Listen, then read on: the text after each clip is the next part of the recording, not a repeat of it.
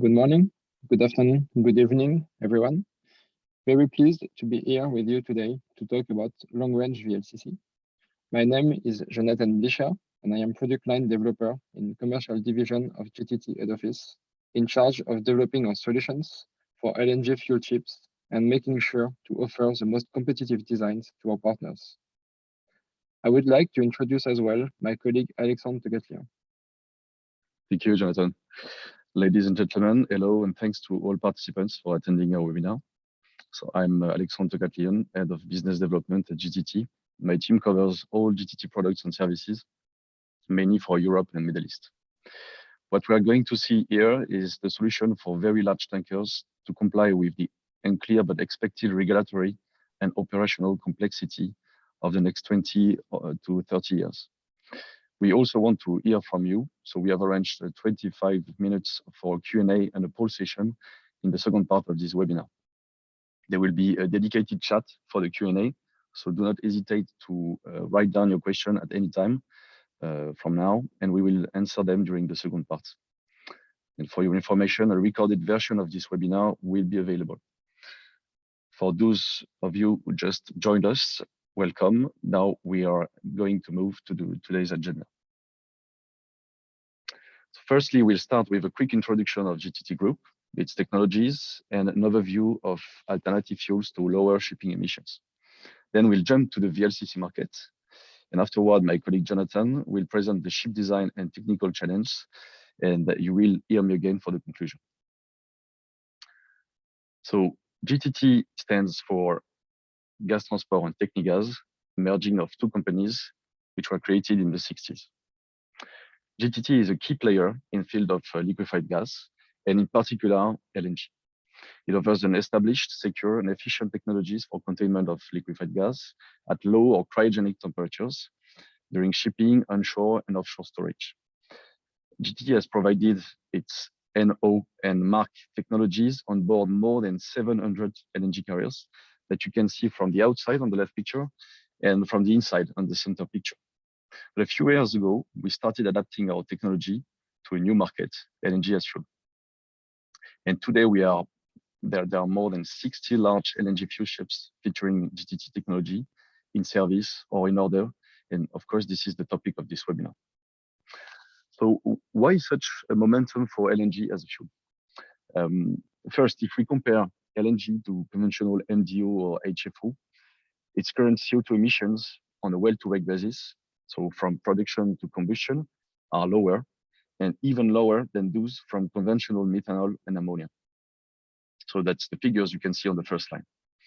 In the future, when we look at the potential of getting greener fuels for the same engines, bunkering infrastructure and train crew, but also regulation, all those will be able to use bio LNG or can be used for bio LNG and synthetic LNG without any modification.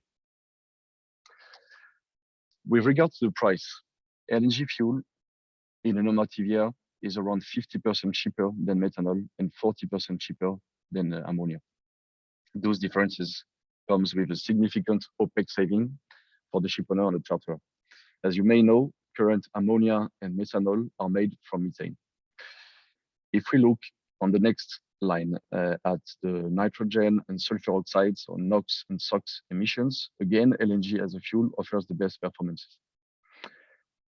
And when we go down to the energy density and infrastructure, no one can beat fuel oil, of course, but the energy density of LNG is much better than methanol and ammonia, which means LNG has less impact on the cargo capacity, and the infrastructure is obviously way more developed for LNG. So we talked about the 60 plus reference in LNG as fuel. Let's have a deeper look at this reference.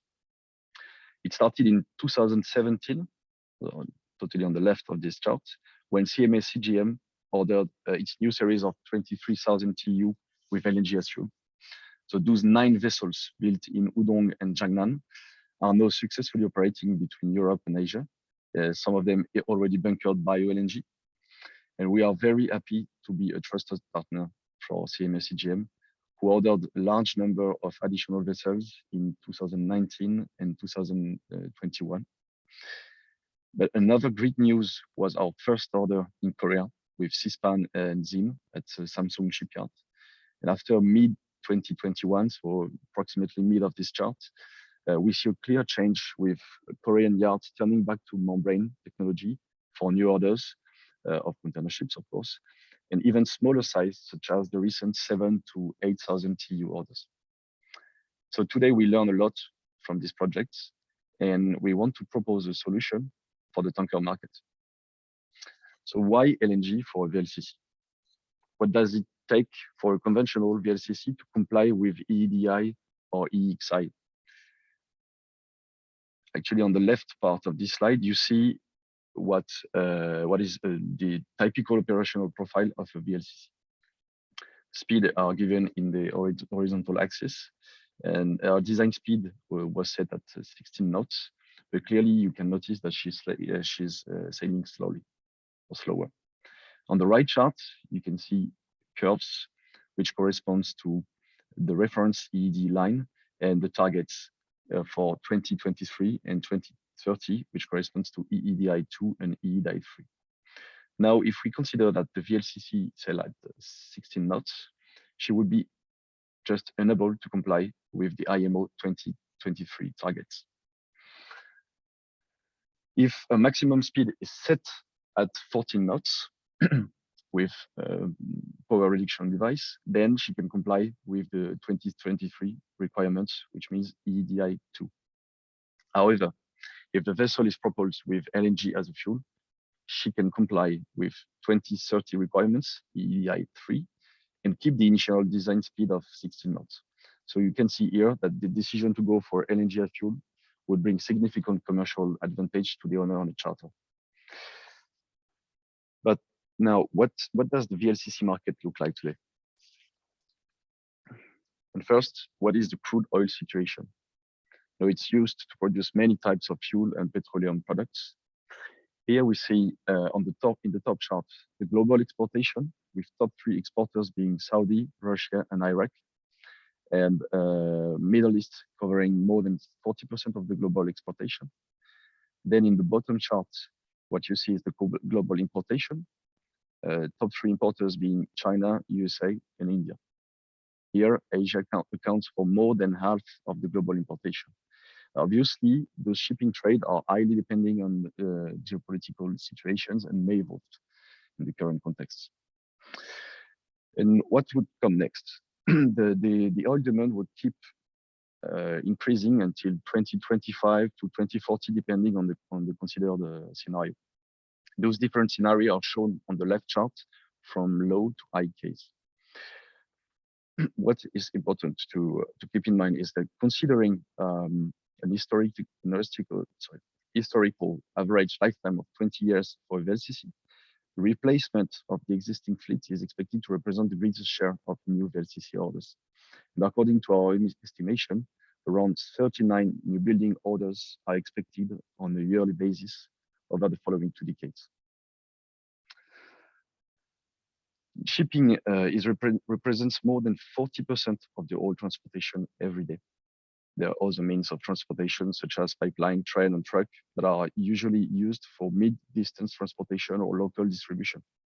On this map, we can see the main trades from the exporters to the importers nations. We can easily identify the 3 main export shipping routes from USA, West Africa, and Middle East.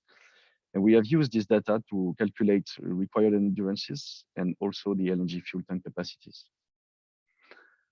So what happens if we take a closer look at these numbers? We see that 60% of the trades includes Middle East. At the same time, we see that America to Asia trades only represent 5%. However, a longer route requires more VLCC for the same cargo volume, which means eventually the America to Asia trades occupy 12% of the VLCC fleet. Unfortunately, the current dual fuel design of VLCC with Type C technology cannot exceed 6,000 to 7,000 of LNG capacity, which mainly covers the Middle East to Asia trips and reduce the flexibility of the dual fuel vessels. So with our partners, we decided to offer the same flexibility as a conventional VLCC with a 12,000 cubic LNG capacity. This can cover more than 25,000 nautical miles, meaning most of the trades. So the VLCC will require LNG to comply with the upcoming regulations, and they will also require a large volume of LNG to keep their original flexibility. Then comes my question to Jonathan. Do we have the supply chain, and what are the technical solutions? Good question, Alex. Thank you. If you consider an LNG-fueled vessel, you have to look into fuel supply. A long-range VLCC will have this flexibility to choose where to bunker, knowing that the LNG bunker market is quite a new one. So, what do we see if we look at this map of LNG bunker vessels? Okay, we don't see anything, it's too small, but because there is a lot. There is a lot of LNG bunker vessels already operating that you can see in blue on the graph, and many more to come, which are the ones in purple. Recently, the LNG bunker market grew significantly, with many new bunker vessels in Asia and many new in Americas. It is currently estimated at $1 billion US, and it is expected to be 10 times bigger by 2030. And what about LNG bunker price? LNG bunker price will mainly be long-term contracted in order to minimize price volatility. And we can see today that spot market price can vary a lot. So here we can see two interesting graphs. The left graph displays delivered LNG bunker prices in Europe, Asia, and US. We can see that there is a spread depending on the region where you bunker, even if this spread is usually more limited than today. And it is expected to come back to usual spread in the coming months or years. A long-range VLCC fitted with a large LNG tank will have the flexibility to bunker at the cheapest location and save then a significant amount of money on fuel price. The other graph shows the impact of bunkering a larger quantity of LNG on the bunker price. You can do scale savings. Bunkering 12,000 cubics of LNG instead of 6,000 reduce the price by $1 per MMBTU, leading to about $600,000 savings per year. If you add savings from reduced annual bunkering time due to less stops and waiting time as shown on this picture, for example, having an increased LNG autonomy could lead to a total saving of more than 1 million per year. It is then very interesting to develop a VLCC fitted with a large tank, and the membrane technology is tailored for this purpose. Today, tankers in operation and in order are all equipped with Type C on main deck. There are technical limitations for Type C on deck, around 3,000 to 3,500 cubics per tank. In our design, membrane tank is integrated inside the VLCC cargo area between two longitudinal bulkheads and close to midship. Advantages of such design are numerous. The tank is protected by the hull of the vessel and will not be exposed to weathering or ambient air. It is also the shortest route between the LNG bunker station and the tank, with limited cryogenic lines on deck. Last but not least, tank length can be adapted depending on the client request and its specific needs in order to obtain exactly the requested LNG capacity. Obviously, this comes with one drawback. The tank will then reduce the cargo capacity, but it remains above the usual cargo volume of 2.1 million barrels. It is also possible to keep the initial cargo volume by increasing the depth of the vessel. So let's make a focus on the fuel tank. We have been testing the fuel tank in our liquid motion laboratory. You can see the laboratory and the model test on the top left pictures. Thanks to the very specific design of this tank, with a breadth below 20 meters, sloshing pressure inside the tank is limited and allows to use the minimum foam density for the containment system. Performance of the fuel tank is then maximized with a very low boil-off rate and reduced price. We have also tested the tank by simulating increased density of ammonia and concluded that the same reinforcement would sustain the load. We can then offer a tank with ammonia-ready notation by keeping the same containment system and upgrading some parts around the tank, especially a surrounding steel structure in order to withstand liquid ammonia temperature and heavier density. And now, let's take a step back. LNG fuel is not just about the tank, it is also about bunkering stations, safety device, but mainly about consumers and fuel gas handling system. As an operator, you want the overall system to work safely, but you also want to make sure that you will not waste gas in any operation. We have made several study cases based on real voyages, such as the one described on this table. We have taken the assumption of a VLCC equipped with a XDF main engine and dual fuel auxiliary engines and boilers. On this graph, you can see the pressure evolution inside your tank during a round trip. The starting point is in fact the end of the bunkering in Singapore with a pressure of 300 millibar gauge.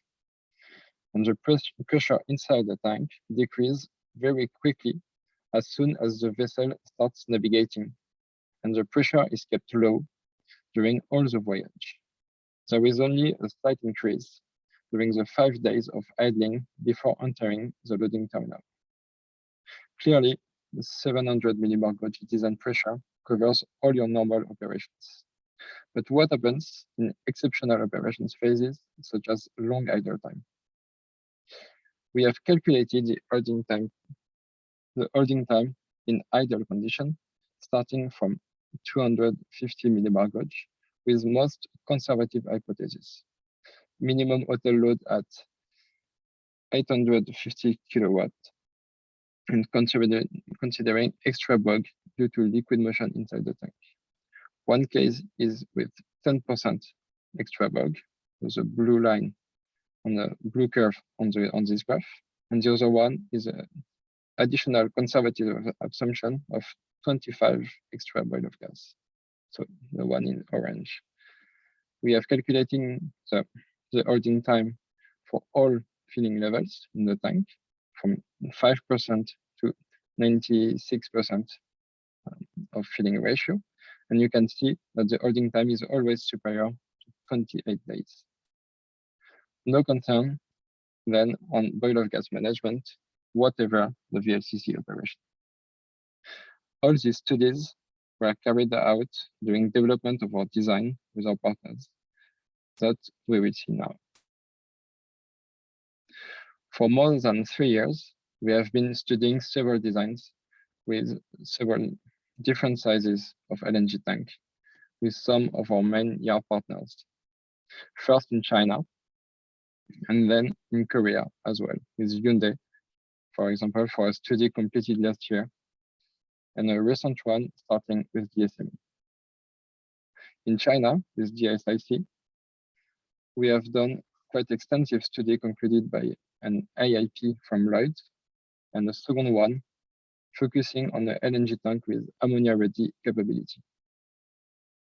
Thanks to all those studies, we have designs available on the shelf that can be easily adapted to owners' needs, such as specific trades and other constraints. Now, back to you, Alex, to conclude on this presentation. Thanks, John, for sharing all these valuable insights. Now it's time to conclude the first part. So as a conclusion, we wrap up a few bullet points split in 3 categories. First, environment. Clearly, owners must navigate in a still unclear future, given upcoming CO2 regulation. And the LNG fuel can accompany them on their journey from today, LNG and bio-LNG to tomorrow, carbon neutral LNG. We have an additional open door with these ammonia-ready tanks. On the design and the tank and ship design part, owners require safe and proven solution for LNG as fuel. And of course, a competitive shipbuilding cost and schedule. And this is what we targeted with all this partner yacht, as John explained. And eventually on the operational side, I think we can say that with our Mark III membrane tank, we are offering right now one of the most future-proof solutions for shipping, in particular for large vessels with guaranteed performance for peace of mind of operators. So that was the final word. I'd like to thank you for the attention on the first part. Now we will launch the poll, which we will comment at the end of the session.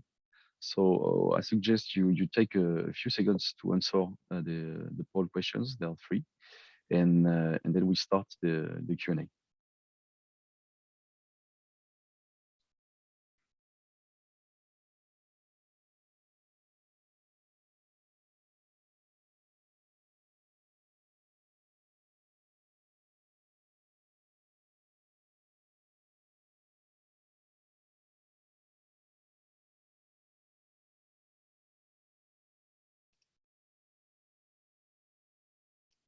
So I see we're receiving the first question in the dedicated Q&A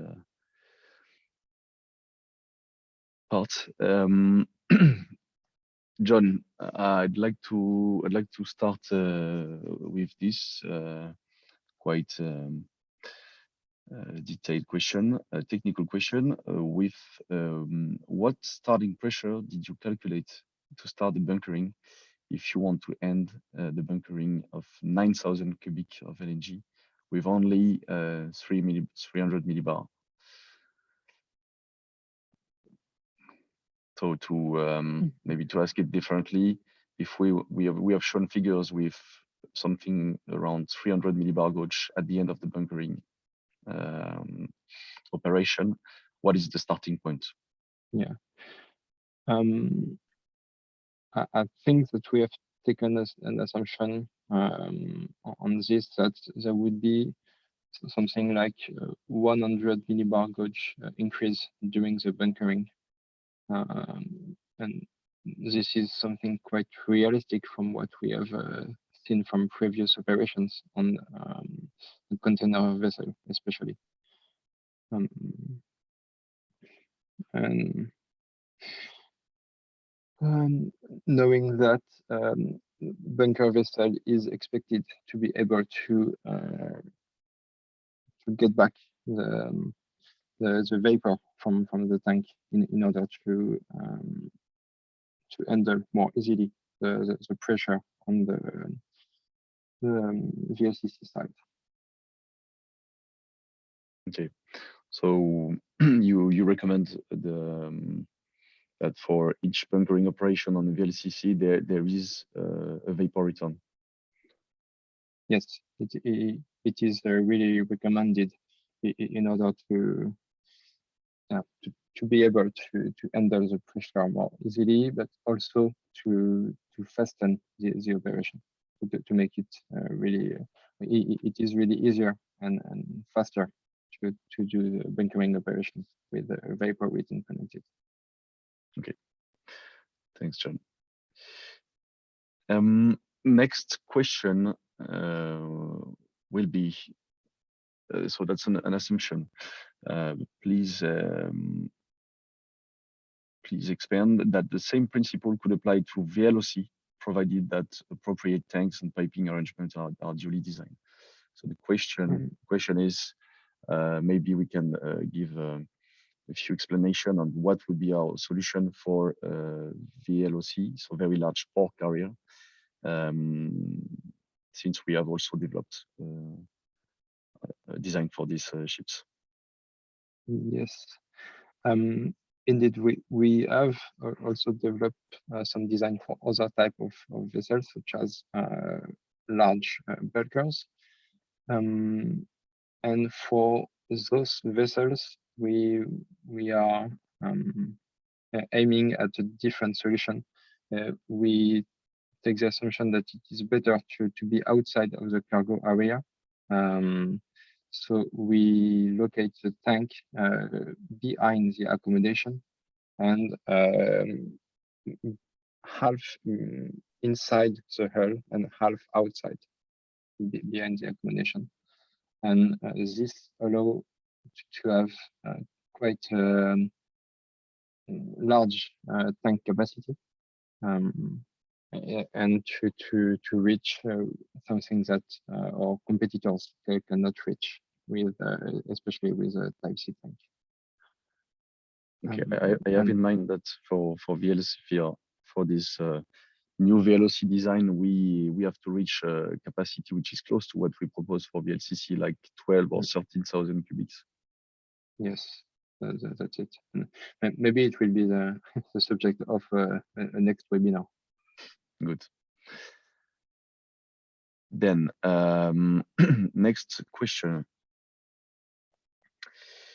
is about the safety, the distance, the rules about safety distance. So is the B/5 rule currently dominant regarding membrane tank location? Are there any exceptions made by the class?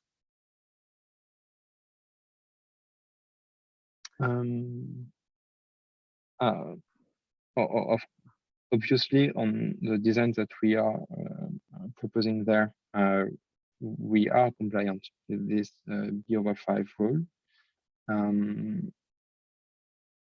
I am not aware on the any exception. I don't know, Alex, if you know more about this. Yes, maybe I can add on that. So naturally, with the cargo tanks on the side, the VLCC is compliant, but it's not actually not a requirement, a compulsory requirement for cargo ships.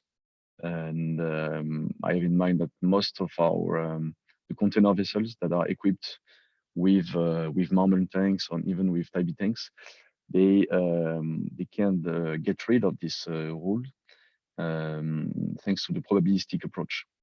And we have proven with the membrane system that we are, even in case of impact, the membrane system is very flexible and will keep tight. And that allowed us to go to this probabilistic approach where we can reduce the safety distance and get tanks quite close to the outer hull. I think the only segment or ship type where the B/5 is compulsory is cruise vessels. So on the vessel you see on this picture, the Commandant Charcot of Ponant, the tank arrangement respects the B/5.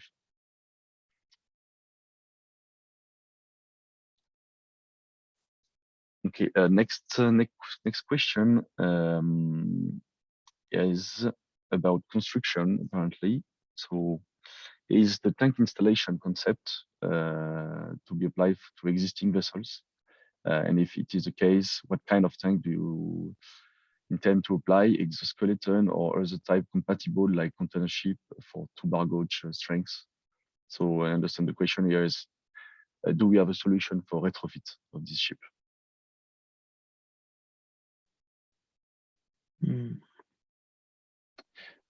Well, obviously, yeah, the design that we shown earlier is for a new built vessel.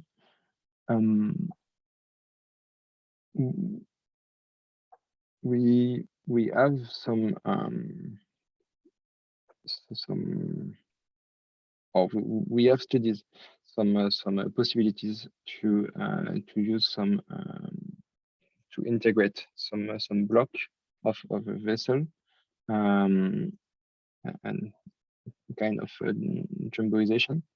I don't think that we studied it for specifically for tankers and VLCC. So I don't know if this would be applicable. Probably could be difficult.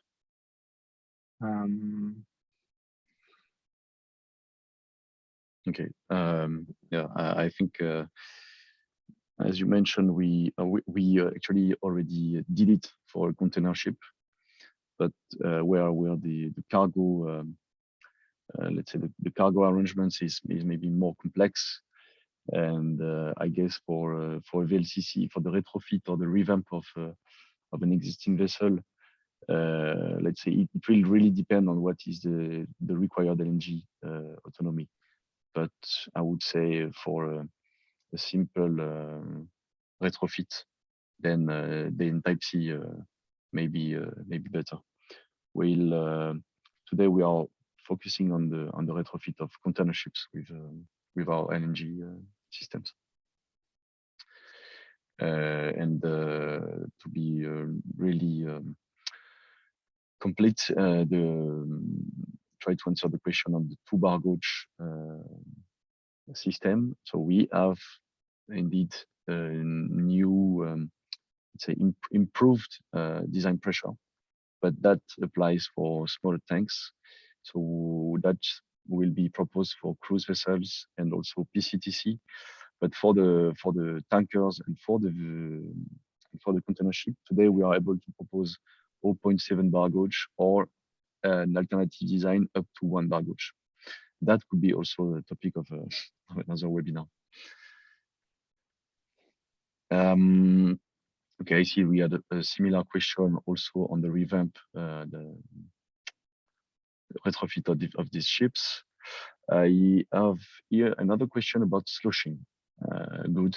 Usually it's one of the first questions coming up after a presentation. So what are the precautions that are taken to prevent sloshing inside the tank, in particular when you have more dense alternative fuels?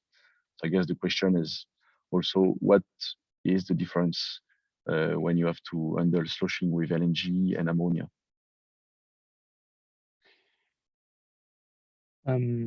Yes. So from the tests that we have done on the VLCC design and the tank solution integrated between the 2 bulkheads, so there is some breadth limitation anyway on the tank. So it is quite sloshing friendly, and this is why we said earlier that even for ammonia, and even if the ammonia is heavier and warmer, there is a possibility to keep the same reinforcement of containment system. The conclusion that we had when doing those liquid motion tests is that the tank breadth has to be limited to 17 meters. So knowing that usually we can go up to 20 meters breadth for the tank, so it is not a significant change on the design to be able to adapt the tank for especially for ammonia. I don't know if you want to add something, Alex. No, I think that's quite clear. Thanks, John. I have some additional questions for you, and I also invite our attendants to ask some additional questions.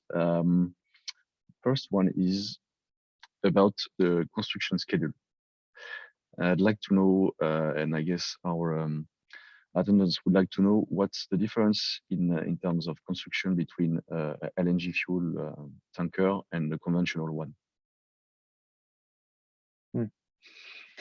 So on our design, as a LNG fuel tank is located on in the after half hull, a lot of construction work can be completed during the 2 months dock period.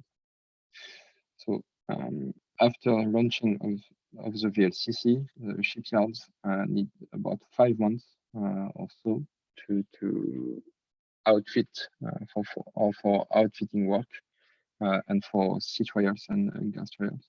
So it is about 1.5 months longer than conventional VLCC, and quite comparing to other type of LNG dual-fueled VLCC, I think it is quite close between membrane and especially Type C. Okay, very clear. Thanks, John. Another question on something you mentioned during the presentation, the cargo capacity. What is the impact on cargo capacity when we have such LNG tank in the cargo area? And if we, for example, want to keep the initial cargo capacity of these vessels? From the studies that we have made and the design that we have studied, we concluded that up to 9,000 cubics of LNG, so the tank of 9,000 capacity, the cargo capacity was still above 2.1 million barrels, starting from an initial value of I think 2.24 million barrels. And this 2.1 million barrels value is usually what is requested by our customers as an acceptable value. And on the second part of your question, if you want more LNG capacity and still want to keep the initial cargo capacity, it is possible to increase the VLCC depth in order to compensate the loss of cargo. From our study, about 500 millimeters more were necessary to with a 9,000 cubic tank in order to keep the 2.24 million barrels, so limited increase. And we the ship design up to 14,000 cubics could be considered according to our design studies and discussion with owners. Okay, John. I see another question here. What about the boil-off rate in this on this tanker design? And is there any remaining boil-off gas when the ship is in idling condition?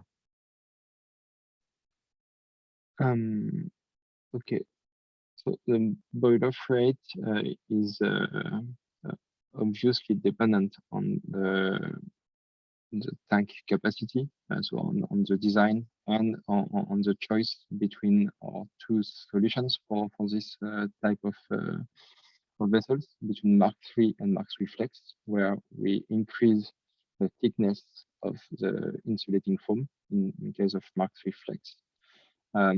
So this is really depending on the operating profile, specific operating profile, and a balance with the consumers.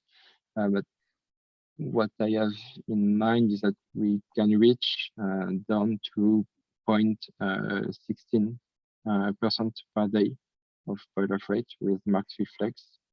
And with Mark III, it would be more around 0.24. And I think this was for 11,000 cubic tank capacity. Second part of the question on the remaining boil-off gas when in idling. Yes, there is always some boil-off gas, and this is why we have studied the holding time, and we have done those calculations. But depending on the level, maybe I can come back to the previous slide. depending on the filling level inside the tank, the boil-off rate will be different, and the amount of boil-off gas will be different as well, because the quantity of LNG inside the tank will not be the same. So this is why we have a longer holding time with a tank with a low filling level, and a shorter one with a high filling level. Okay, clear. And next question, I have actually two similar questions. First one will be, what is the additional capex for LNG-fuelled VLCC new building compare between the Type C solution and GTT membrane design? And maybe I'd like to answer that directly. Of course, the overall cost of the ship and let's say the overcost of the dual fuel option will be given and built by the shipyard. But today, what we see as rough overcosts, let's say whatever the solution for the tank plus the engines and the fuel gas system will be a little bit over $15 million. And what we can say is that when we studied this design with yards, so as Jonathan explained, back in the last 3 years, we understood that the tank with the membrane tank will be competitive from something around 7,000 cubics. So that will be the threshold, the competitiveness threshold. But the thing is, the costs of materials, especially cost of steel and nickel, has increased a lot in the past months or year. And that's quite a good news for our system, which is using a very small amount of steel compared to Type C. And the second question is related to the first one, and maybe I can try to say it a different way. So what would be the additional or the savings in terms of OPEX with LNG as a fuel compared to the additional CAPEX that is linked to the LNG system? John, I don't know if you want to answer that question, or I can do it. I can start and you complete if you want. I know that we have done some business case on this one. Obviously, this depends on the price of LNG and the price of materials, as Alex said before. But in all cases, we have seen that in a few years,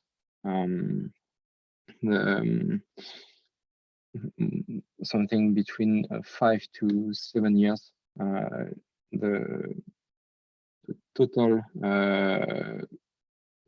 cost was more interesting for LNG as fuel comparing to HFO plus a scrubber, for example. Yeah, this is also what I have in mind, and I would say this is not taking into account the potential taxes on carbon. And in the current situation, of course, we should not, or we cannot take into account the spot price for LNG. Doesn't really make sense for the long-term supply as a bunker.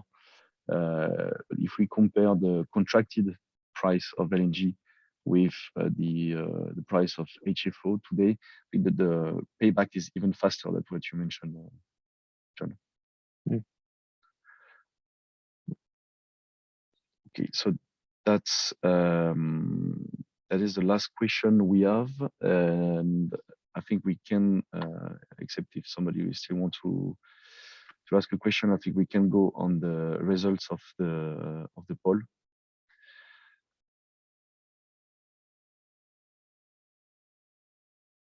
So, okay, we have more than 40 answers. Thanks for this. So the first question was, in your opinion, what would be the predominant fuel for VLCC in 10 years? So we see that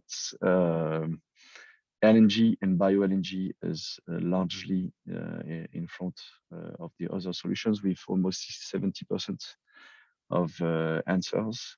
And then we have ammonia, 70%, and a little bit of VLSFO, and methanol is close to zero.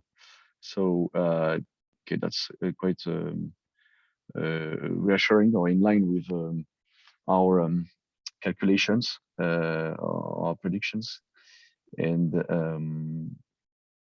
we really hope that there will be soon an uptake of LNG as a fuel for this VLCC. And today, of course, in the current market, where slots are really full with container vessel and LNG carriers, we can expect that in a few, maybe next year, we'll get the first VLCC with LNG fuels. Next question is, what would you see as a main unlocker to step in LNG as fuel? And we see that okay, answers are less clear. Yeah? We have 40% for the wider LNG availability and infrastructure. I think John has mentioned how fast the infrastructure has developed recently. But still, we see it missing in some part of the world, or just too small amount of LNG bunker vessel. But clearly, there are a lot still coming. So that issue may be progressively solved. We see with 27% lower capex of the vessels. So today, maybe I think that has always been an issue, of course. But today, with the higher cost of vessels, let's say the LNG option has taken relatively smaller parts of the ship costs, and today the issue is mainly on the material costs, and this is where we clearly bring a solution which is less impacted by the steel costs with the membrane technology. Then we have stronger environmental regulation at 22%. Clearly or unclearly, the regulations must be more precise, and we are still waiting for a clear well-to-wake approach. But we see, of course, more and more with the EEDI, EEXI, and CII regulation coming. We see a stronger push for greener shipping, and okay, that's quite a relevant figure. We see only 10% of reason to be experienced and feedback. So today we clearly have more feedback, especially on big vessels. We have more than a year of operation on the big container vessels, so that helps improving the design and the operation for the next generation of tankers and bulkers. Final question was, who would you rely on when starting in the LNG fuel journey?